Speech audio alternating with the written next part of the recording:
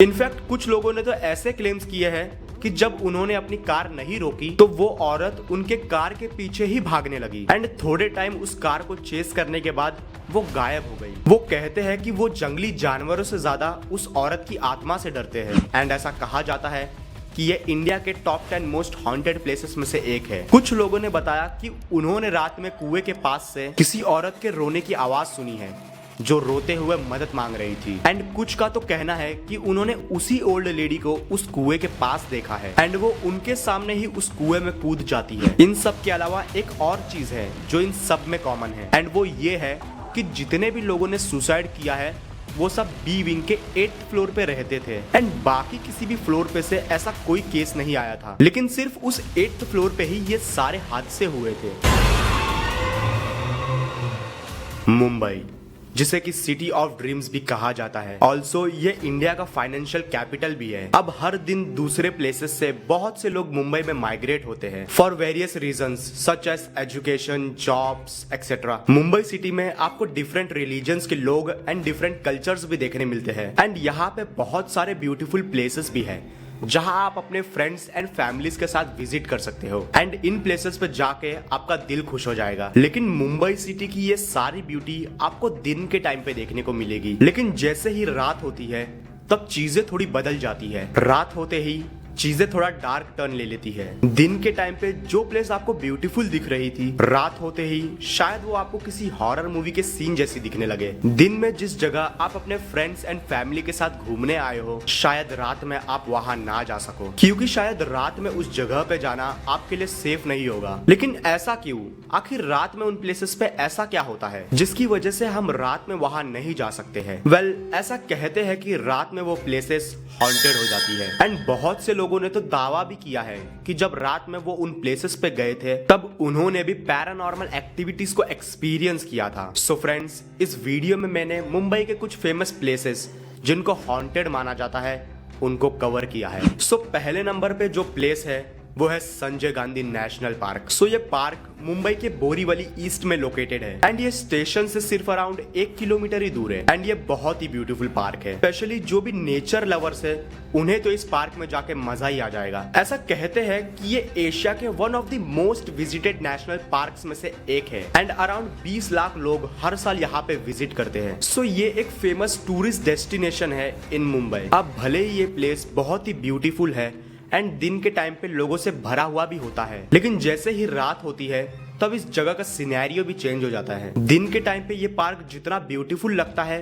रात में ये उतना ही डरावना दिखता है। जहां दिन में ये पार्क लोगों से भरा हुआ होता है, रात में ये उतना ही सुनसान हो जाता है। ऑल्सो इस पार्क में डेंजरस वाइल्ड एनिमल्स भी है जिसकी वजह से रात में ये पार्क और भी ज्यादा अनसेफ हो जाता है। लेकिन इन सब चीजों के अलावा भी एक रीजन है जिसकी वजह से लोग रात में इस पार्क में जाने से डरते हैं और वो रीजन है एक औरत की आत्मा। ऐसा कहते हैं कि रात में उस पार्क में एक औरत की आत्मा नजर आती है जिसने व्हाइट कलर के कपड़े पहने होते हैं एंड वो उस रास्ते से गुजरने वाले लोगों से लिफ्ट मांगती है एंड अगर आप उसको लिफ्ट देने के लिए अपनी कार रोकते हो तो वो अचानक से गायब हो जाती है, जिसकी वजह से पहले तो लोगों को लगता है कि शायद उन्हें वहम हुआ होगा, लेकिन टाइम के साथ साथ ऐसे बहुत से लोग सामने आए जिन्होंने ये सेम इंसिडेंट्स होने का दावा किया है एंड सभी लोगों को सेम वहम हुआ हो, ये बात थोड़ी सी वियर्ड लगती है। इनफैक्ट कुछ लोगों ने तो ऐसे क्लेम्स किए हैं कि जब उन्होंने अपनी कार नहीं रोकी तो वो औरत उनके कार के पीछे ही भागने लगी एंड थोड़े टाइम उस कार को चेस करने के बाद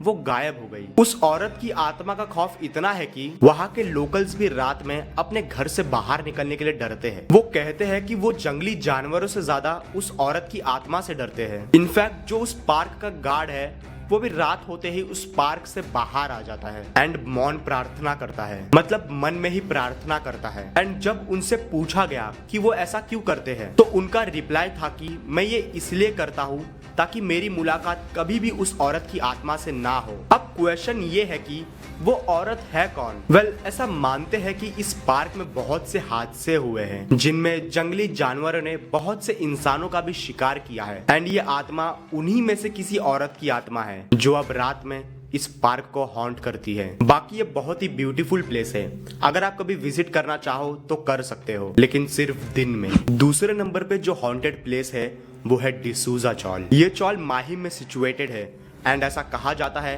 कि ये इंडिया के टॉप 10 मोस्ट हॉन्टेड प्लेसेस में से एक है एंड इसके बावजूद भी आज भी इस चौल में लोग रहते हैं एंड अपनी नॉर्मल लाइफ जीते हैं। सो अब इस चौल के हॉन्टेड होने के पीछे का रीजन क्या है? वो रीजन है एक ओल्ड लेडी की आत्मा जो कि व्हाइट साड़ी में दिखाई देती है। सो ऐसा कहते हैं कि इस चौल में पहले पानी की स्कैरसिटी थी क्योंकि वहां तक कोई प्रॉपर पानी की सप्लाई नहीं थी, जिसकी वजह से वहां के लोगों को पानी की प्रॉब्लम्स फेस करनी पड़ रही थी। इसीलिए इस प्रॉब्लम से बचने के लिए चौल के लोगों ने डिसाइड किया कि वो अब इस चौल में एक पानी का कुआं खुदवाएंगे एंड सभी लोगों ने चौल के मालिक को कुएं के आइडिया के बारे में बताया एंड मालिक को भी ये आइडिया बहुत पसंद आया। इसीलिए उन्होंने ऑलमोस्ट 3 दिन में ही वो कुआं खुदवा के रेडी भी करवा दिया, जिसकी वजह से वहां के लोगों की पानी की प्रॉब्लम्स खत्म हो गई। लेकिन कुएं में एक कमी थी। कुआं खुदवाते टाइम मालिक ने कुएं की बाउंड्री नहीं बनवाई। मालिक ने ये रीजन दिया कि कुआं खोदने में ही बहुत से पैसे लग चुके हैं, इसलिए बाउंड्री बनवाने के लिए फिलहाल उनके पास पैसे नहीं है। लेकिन उन्होंने सभी को गारंटी दी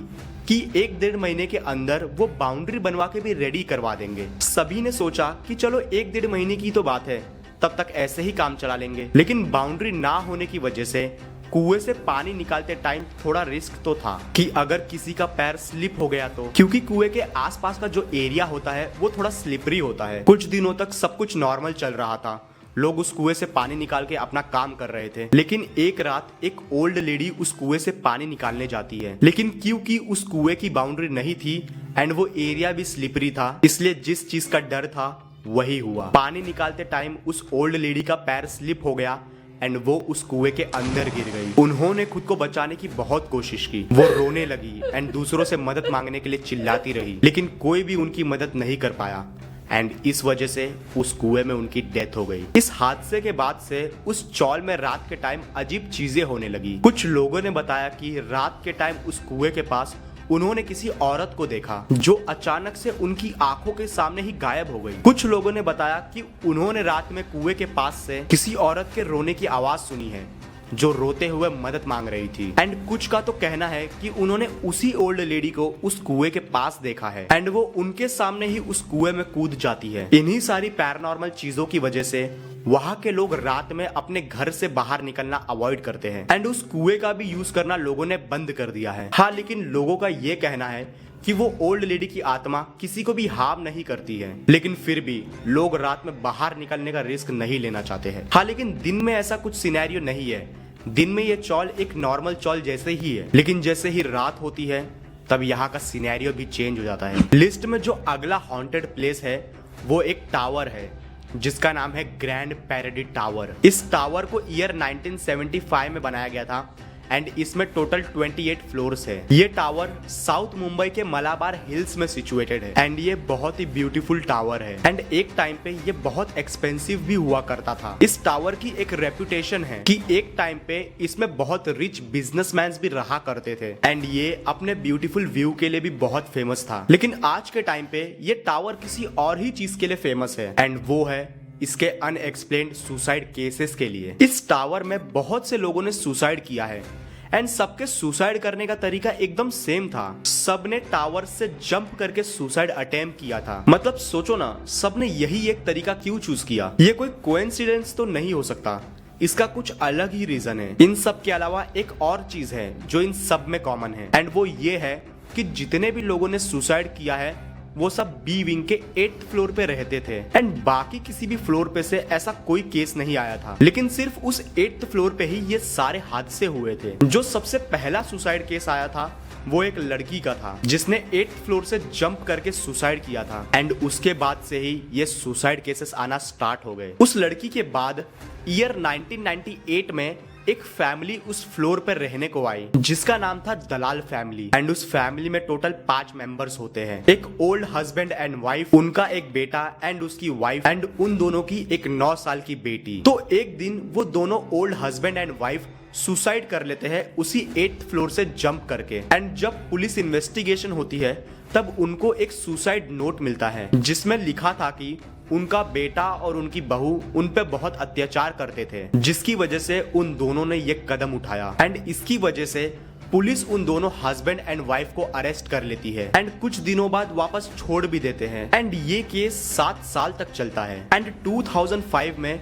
इस केस का जजमेंट आना था, लेकिन जजमेंट के दिन उनका बेटा और उनकी बहू कोर्ट में नहीं आते हैं एंड उन दोनों के ना आने का रीजन ये था कि उन दोनों ने भी अपनी 9 साल की बेटी के साथ सुसाइड कर लिया था। अब इन लोगों ने सुसाइड क्यों किया उसका एग्जैक्ट रीजन तो नहीं पता, लेकिन शायद पुलिस के डर से या फिर जेल जाने के डर से उन्होंने ये कदम उठाया होगा। इसके बाद मिस्टर जैन नाम के एक आदमी का केस आता है एंड इन्होंने भी 8th फ्लोर से जंप करके ही सुसाइड किया था। 2001 में भी एक आदमी जिनका नाम था नारायण रामचंद्र, उन्होंने भी उसी 8th फ्लोर से सुसाइड कर लिया था। लेकिन इन सारे सुसाइड्स के पीछे का रीजन क्या था वो आज तक कोई सॉल्व नहीं कर पाया। इस टावर के 8th फ्लोर पे कुछ पैरानॉर्मल इन्वेस्टिगेटर्स भी अपनी इन्वेस्टिगेशन करने गए थे एंड तब उनको उनकी डिवाइसेस में अजीब सी रीडिंग्स मिल रही थी एंड वो सिर्फ उसी 8th फ्लोर पे मिल रही थी, बाकी किसी जगह पे नहीं। एंड फिलहाल उस टावर का 8th फ्लोर एंड उसके आसपास का एरिया एकदम खाली है एंड वहाँ कोई नहीं रहता है। उस टावर के बाकी फ्लोर्स में आज भी लोग रहते हैं, लेकिन आज भी किसी की हिम्मत नहीं होती है उस 8th फ्लोर पर जाने की एंड उस 8th फ्लोर की मिस्ट्री आज तक अनसॉल्व्ड ही है। सो फ्रेंड्स, आई होप आपको ये वीडियो पसंद आई हो एंड अगर आई हो तो आपको पता है कि आपको क्या करना है। सो तब तक के लिए मैं मिलता हूँ आपसे एक न्यू वीडियो में एक न्यू टॉपिक के साथ।